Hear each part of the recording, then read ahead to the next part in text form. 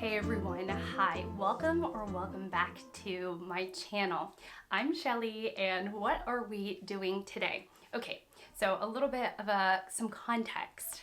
I was on Instagram this morning and I'm not usually on Instagram first thing in the morning, but I was this morning and I noticed that the Booker had a question. Actually, it was a quiz. The Booker is a literary prize that I am following this year with quite a bit of interest. And so when the Booker officially was like, the quiz was this, which 2022 Booker-Longlisted book should you read? And I was like, I don't know, which one should I read according to this quiz?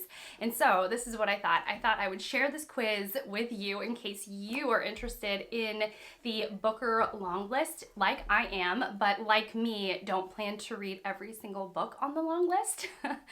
And I just thought it would be fun to see what this quiz tells me I would like to read or what I should read. And I think it would be funny if it assigned me a book that I have already read. So from the long list, I've read The Colony by Audrey Magee, and I am rounding the corner. I am like minutes away from finishing Oh William by Elizabeth Strout. And then I currently also have After Sappho, and then I will put the cover up here, which will have the author's name as well. And then I also ordered Percival Everett's The Trees. And so there are four Booker books that I will either own or have read. And then another book that I'm quite interested in is Fowler, Karen Joy Fowler's Booth. So those are like the 5 books that I'm most curious about as of right now. But let's just see what the Booker says I should read, and I'll see if I can do my little screen thing so you can see what I am seeing. Okay, so it says, from fable to fantasy, historical fiction to radical new voices, 2022's Booker Prize long list offers a breadth of remarkable fiction. Well, we'll see. So let's start. I did look at the first couple questions and then I was like, stop yourself, Shelly, and do it live. Not really live. Do it on camera. All right, question number 1. Who would you most like to recommend a novel to you? So Anne Enright, Virginia Woolf, Ben O'Cree, don't know that one, Colum Tobane, Jasmine Ward, Daisy Johnson, Daphne du Maurier, Max Porter, Brandon Taylor, Lauren Groff, Michael Odenchide. Oh, I know so many of you have told me how to pronounce that name and I still get it wrong. William Trevor or George Saunders. Okay, there is no competition because Virginia Woolf is my girl. Okay, would you like to read a past Booker listed writer or a new addition to the Booker pantheon? I like older voices. I like well-established career authors. Yeah, so I'm going to choose that. What are you after in terms of length? Short and sweet, please. Long enough to last me a week or two, but light enough to carry in my bag. That's fine. On the meatier side, I want to keep it on my nightstand. Okay, I'm not looking for a book to keep on my nightstand. I have said multiple times that I am over reading mammoths, and I still think that is relatively true. And I'm not necessarily looking for short and sweet books because there is an event next month called Shorty September that I'm planning on participating in. And so, yeah, I feel like I'm gonna get all my kicks out for short books then. So I'm gonna choose long enough to last me a week or two, but light enough to carry in my bag. To your mind, the most interesting stories get told in town or through village gossip? There's only one right answer for this, like through village gossip. Who is the person you'd most like to be able to discuss the next book you read with? So someone who makes art I don't agree with, all the women I confide my troubles to, a Twitter mutual I back when the timeline gets messy over politics. What is it? The in-laws I have well-intentioned arguments with during holiday season, a poet who thinks narrative fiction lacks urgency, a loved one I wish I had better relationship with their body, The friend who has a problematic addiction with WebMD and detective novels. A mentor who has taught me to slow down in life and linger over subtle meaning. A friend of a friend who uses the words BLM a little too casually for my taste. What is this? The person I speak most exclusively in succession quotes with. Oh, an intimidatingly well-read colleague who is difficult to surprise. My book group who need a crowd pleaser, which will please in many ways. The partner I've run out of true crime podcasts to gossip over with. This question, oh my gosh, y'all.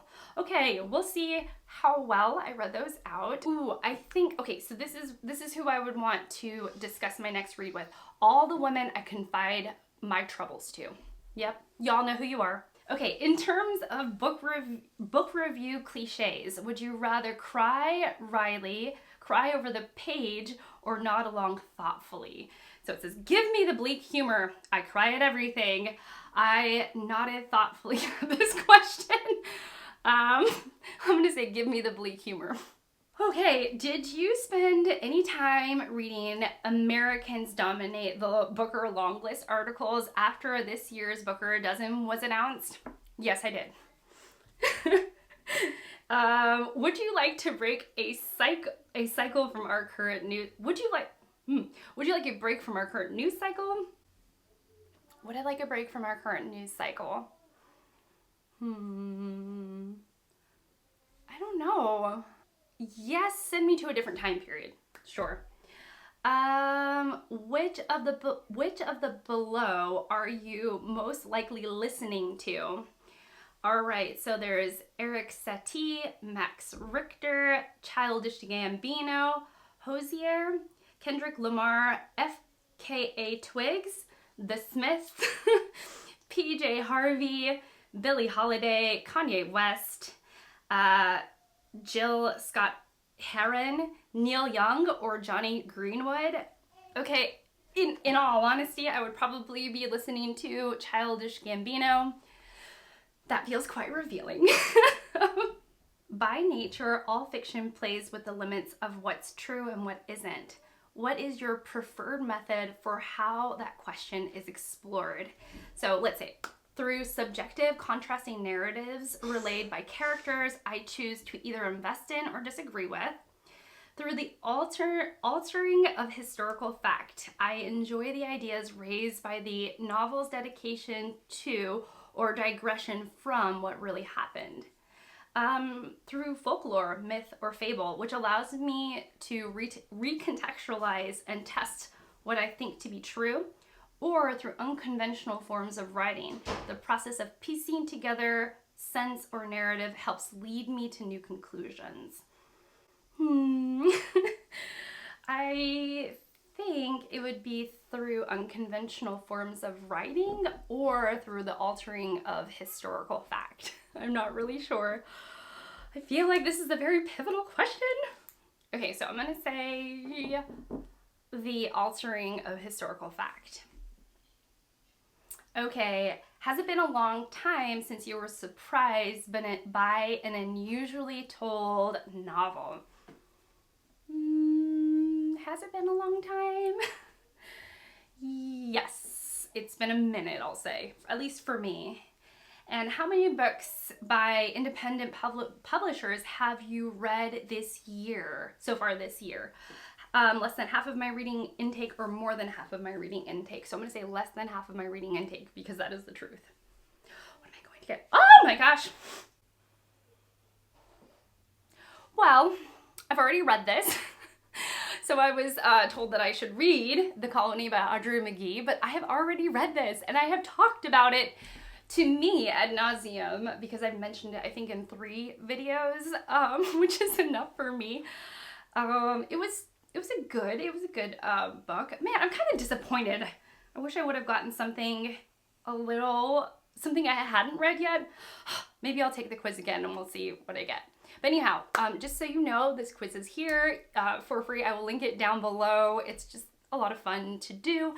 And yeah, so what do you think about this year's Booker Longlist? will you take this quiz? If you do, will you tell me what book you were assigned and if you like that result? I will tell you that I will probably go on to read the 5 books that I named that I want to read, because I've already read 2, The Colony and O. William, and then I will probably go on to read Booth, The Trees, and After Sappho. All right, well, that's it for me. So thank you so much for watching. Thank you so much for being here and spending this time with me. I really appreciate it. And I will see you all in my next one. Bye, guys.